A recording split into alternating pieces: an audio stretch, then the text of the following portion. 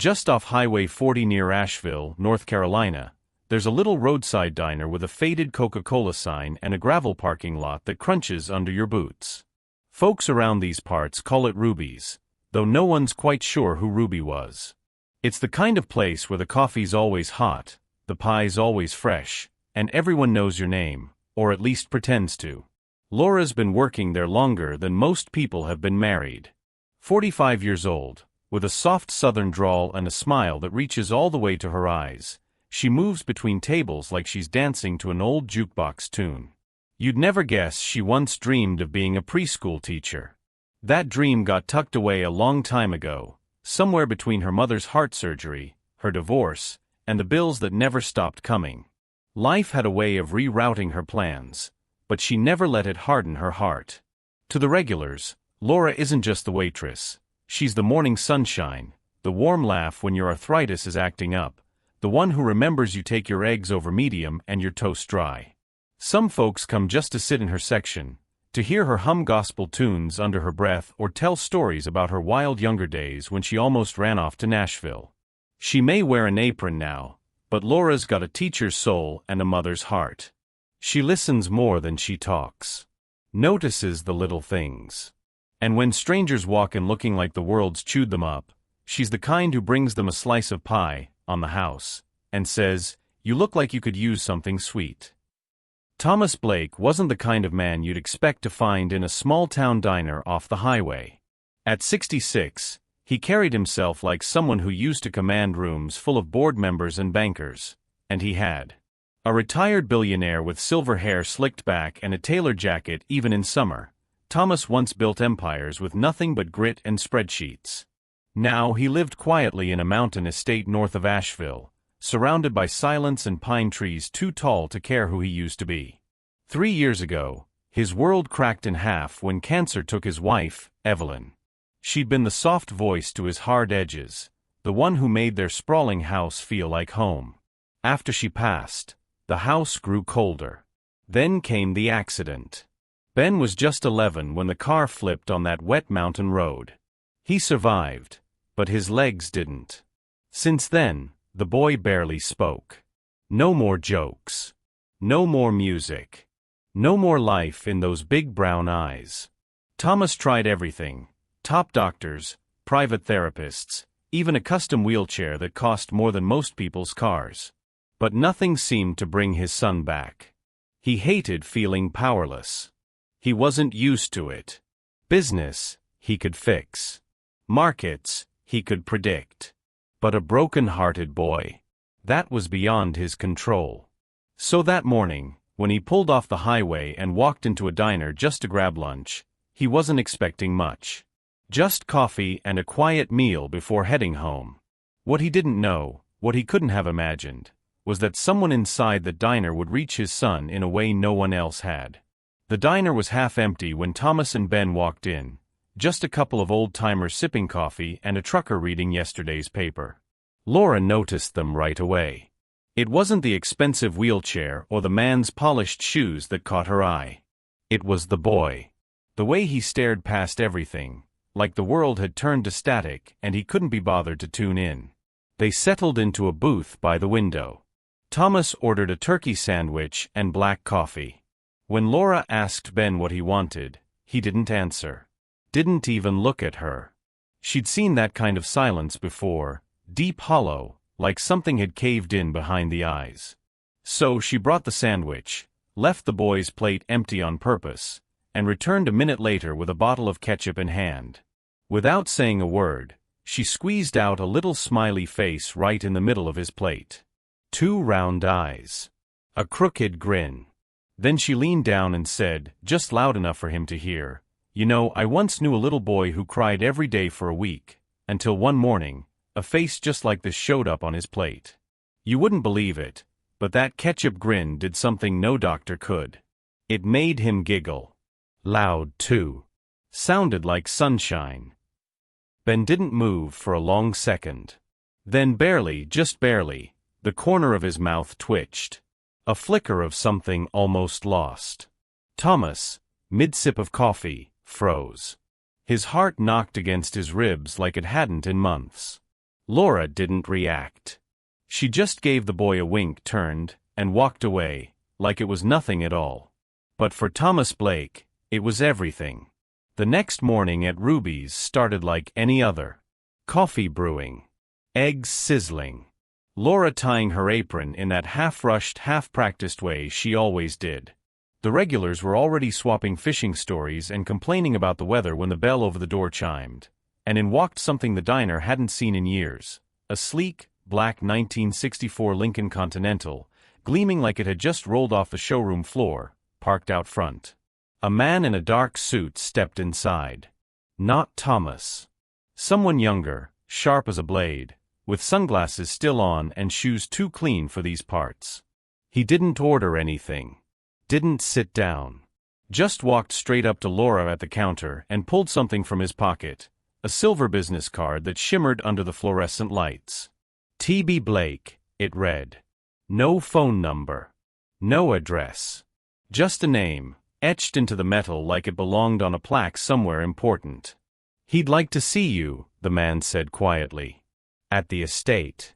This afternoon, if you're available. Laura blinked. Thomas Blake. The man nodded. He said, "You'd understand." And just like that, he turned and walked out, leaving the card and 100 questions in his wake. Laura stood there for a long second, staring at that tiny silver rectangle. The diner buzzed around her, orders shouted, coffee poured, but for a moment, everything else fell away. She didn't know what was waiting up at that mountain estate. Didn't know why a billionaire would come calling for a waitress who scribbled ketchup smiles on kids' plates. But deep down, something told her this wasn't just about yesterday's lunch. This was the beginning of something she couldn't yet name. Laura had never been past the wrought iron gates that curled like vines at the entrance to the Blake estate. The gravel drive wound through tall oaks and blooming dogwoods before revealing a grand old southern mansion. White columns, wraparound porch, windows tall as doors. It looked like something out of a storybook, or maybe a movie about a world too polished for someone like her. Thomas was waiting on the veranda, dressed in slacks and a crisp shirt, but no tie. He looked tired. Not the kind of tired sleep could fix, but the kind that settled deep in a man's bones after too much grief and not enough hope. He didn't shake her hand. Didn't waste time with small talk. "I wanted to thank you," he said, voice low and measured. "Yesterday, my son smiled. First time in almost a year." Laura opened her mouth, unsure what to say. "It wasn't the food," he added with a faint smile. "It was you." They sat inside, in a sunroom that smelled faintly of lemon polish and something older, memories maybe. Thomas explained what no therapist or nurse had managed to do. Ben didn't just need care, he needed connection. Something real. Someone real. "I'd like to offer you a job," he said plainly. "Full-time. Help Ben the way only you seem able to. We can discuss the details, but the salary would be more than double what you're making now." Laura blinked. "Sir, I'm not trained for that. I'm just a waitress." "No," he said, looking her square in the eye. "You're exactly what he needs." And for the first time in a long while, Laura felt something stir, something that sounded a lot like purpose. Laura sat there, hands folded tight in her lap, feeling out of place in a room where the chairs probably cost more than her car. The sun poured through the tall windows, but it didn't warm the knot in her stomach. "I don't know, Mr. Blake," she said softly. "I'm not a therapist. I've never even been to college." Thomas didn't respond right away. He just studied her, quiet as stone. "I serve pancakes and refill coffee," she continued, half laughing, half embarrassed. "I tell silly stories to tired folks and hum old hymns when I'm nervous. That's about the extent of my qualifications." But even as she spoke, a picture kept flashing in her mind. Ben, sitting in that diner booth, eyes dull as river rocks, then twitching just a little, when the ketchup smile appeared on his plate. That moment had hit her deep, in a place only a mother could understand. "I'm not in this for money," she said finally. "Lord knows I could use it. but that's not why I do it." She paused, voice catching. There was something in his eyes. A flicker. Like a candle trying to come back to life. "And I can't stop thinking about it." Thomas leaned forward, his voice barely above a whisper. "Neither can I." Laura took a slow breath and nodded. "All right. I'll try. No promises. No magic tricks. Just me, doing what I know how to do." And in that moment, something unspoken passed between them. Two people bound not by contracts or convenience, but by the fragile hope that maybe, just maybe, kindness could still light the way back from the dark. The Blake estate was the kind of place that looked like it belonged in a history book. Grand, stoic, and still. The white columns rose like sentinels at the front of the house, and the veranda wrapped around like a warm shawl no one had worn in years. Spanish moss hung from the oaks, swaying in the breeze like slow-moving ghosts. Laura stepped through the front door and into a world that had everything money could buy: polished floors, chandeliers the size of bathtubs, velvet drapes, and a grand piano that hadn't been played in ages. But what struck her most wasn't what she saw. It was what she didn't hear. No laughter. No footsteps running down the hallway. No music drifting from a nearby room. Just silence. Heavy and old. A butler showed her to a guest room on the second floor. Everything was pristine. Crisp linens, fresh flowers, a view of the rolling hills below. But it didn't feel lived in. It felt paused. Like the house had been holding its breath for a long time. As she unpacked her modest suitcase, Laura caught sight of herself in the mirror. She didn't look like she belonged here. But maybe that's exactly why she was here. Because this house didn't need more polish or quiet. It needed something simple. Something real. Something like her. It didn't take long for Laura to notice the looks. Polite, but distant. The butler, Mr. Hensley, greeted her with a nod so slight it could have been mistaken for a muscle twitch. He never said much beyond "Miss Laura, and dinner is at 6. The private nurse, Clarissa, wore a tight smile and kept adjusting her glasses like Laura made her nervous. And Dr. Halpern, the in-house therapist with degrees lining his office wall, barely acknowledged her when they crossed paths in the hallway. They didn't have to say it out loud. Laura could feel it in the way they held doors a second too long, or how conversations hushed when she walked into the room. She was the outsider. The waitress. The woman with no credentials, no clipboard, no title to lean on. Just a bottle of ketchup and a lucky moment.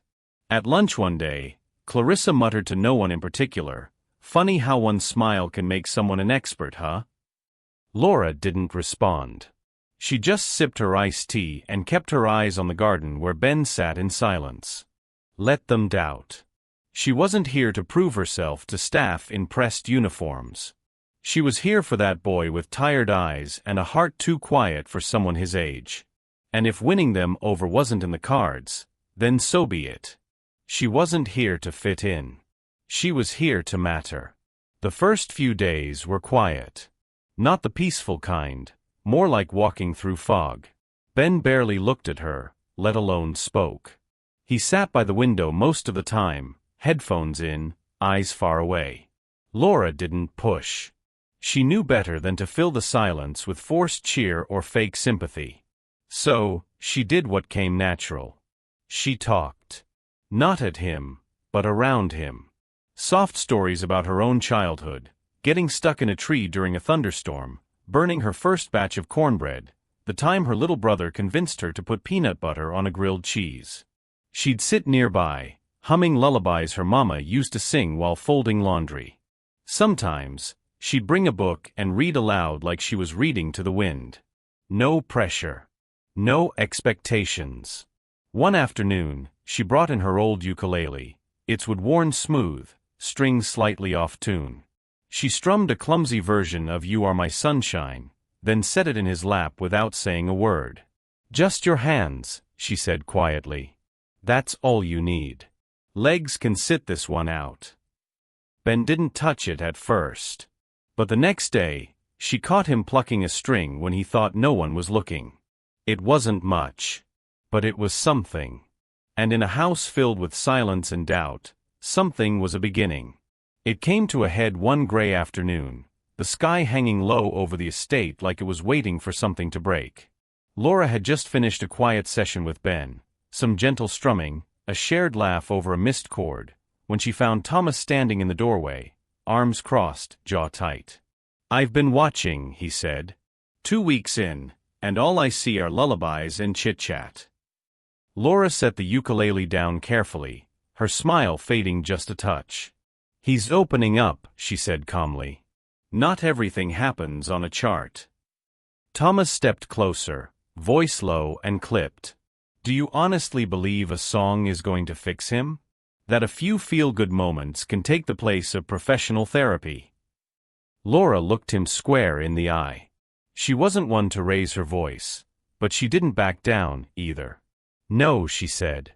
"I don't think a song is magic. But I do believe in what I saw." Thomas shook his head, frustration leaking through. "What you think you saw?" "A smile," she said softly. "You saw it too. Don't pretend it didn't matter." Silence stretched between them. Then she added, "You want results, I get it. But maybe what he needs right now isn't another expert. Maybe he just needs someone who sees him. Really sees him."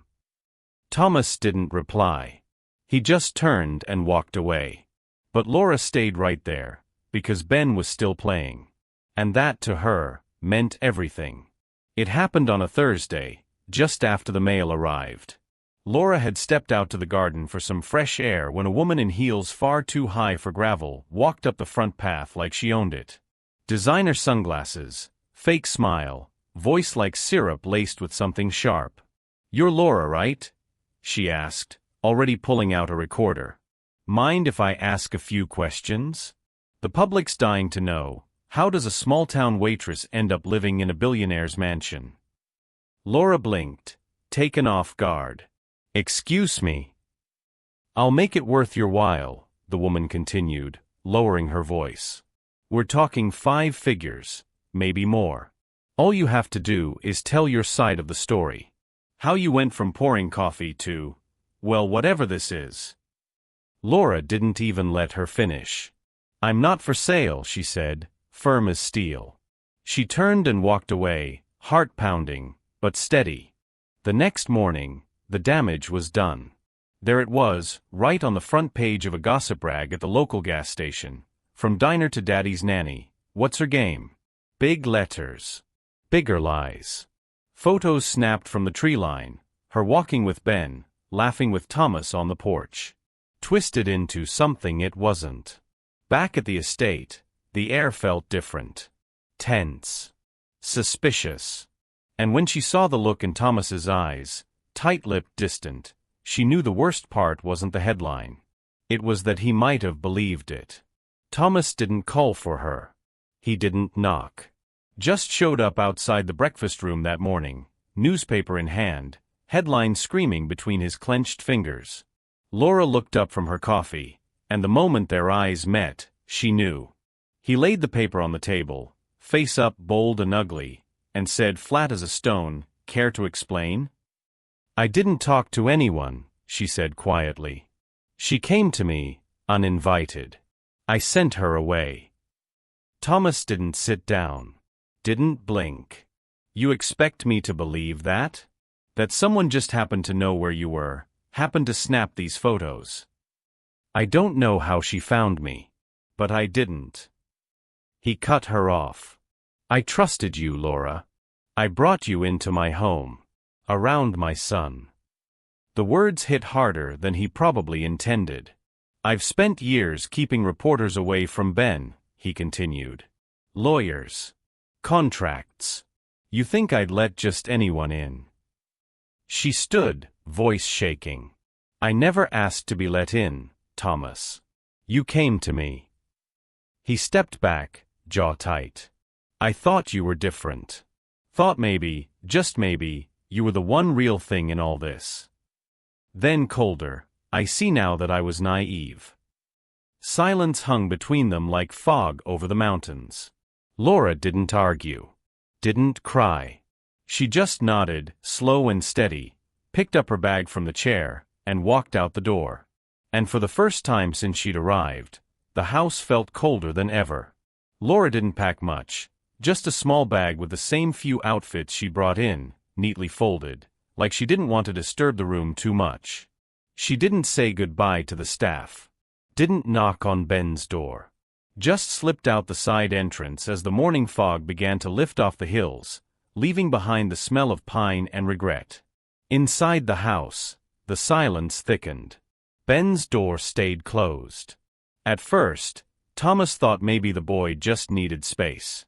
But by evening, when no lights had turned on in that wing and no music hummed from the old ukulele, he began to worry. He knocked, soft at first, then louder. Ben. No answer. He tried the handle. Locked. He waited outside the door, whispering things like it's okay, and she'll be back soon, even though he didn't believe it himself. By the second day, meals were left untouched outside the door. Clarissa knocked. Hensley tried. Even Dr. Halpern made an effort, but Ben didn't speak. Didn't move. Just silence behind wood. On the third day, Thomas sat on the floor outside his son's room, back against the wall, head in his hands. He wasn't thinking about stocks or articles or pride anymore. He was thinking about a waitress with a mother's heart, and how her absence echoed louder than any scandal ever could. It was Rudy, the old gardener with hands like leather and a back that creaked louder than his tools, who found it. He'd been trimming the hedges near the front gate, same routine he'd done every Thursday for 15 years, when something shiny caught his eye, tucked low in the ivy.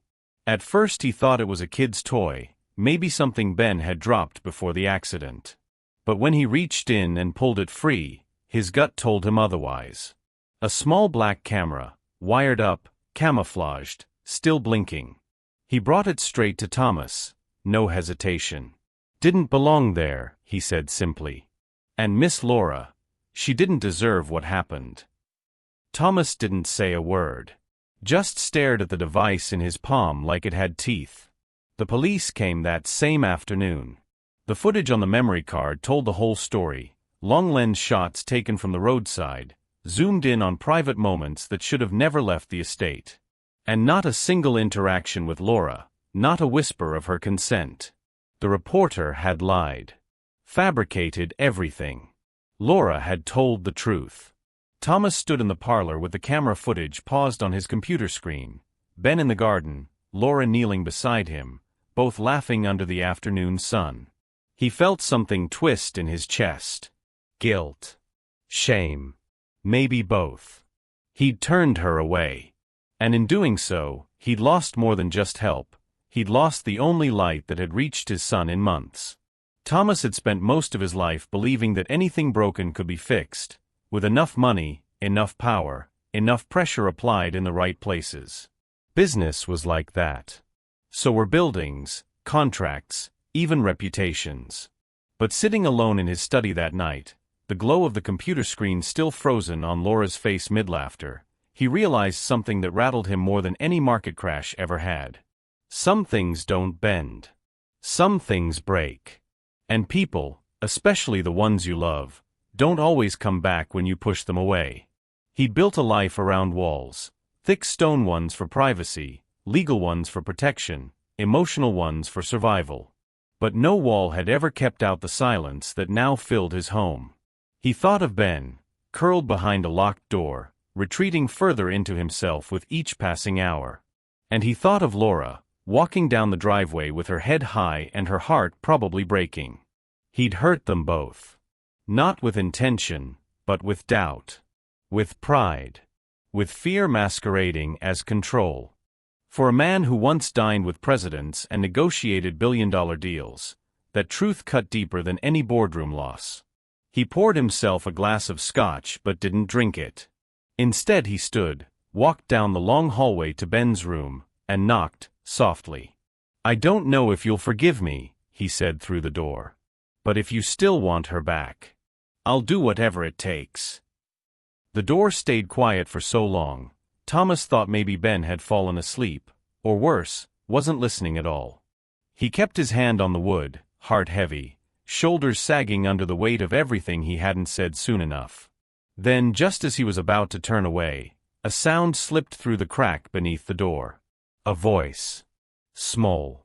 Raspy. But unmistakably his son's. "Sing it." Thomas leaned closer, unsure he'd heard right. "What did you say, son?" There was a pause.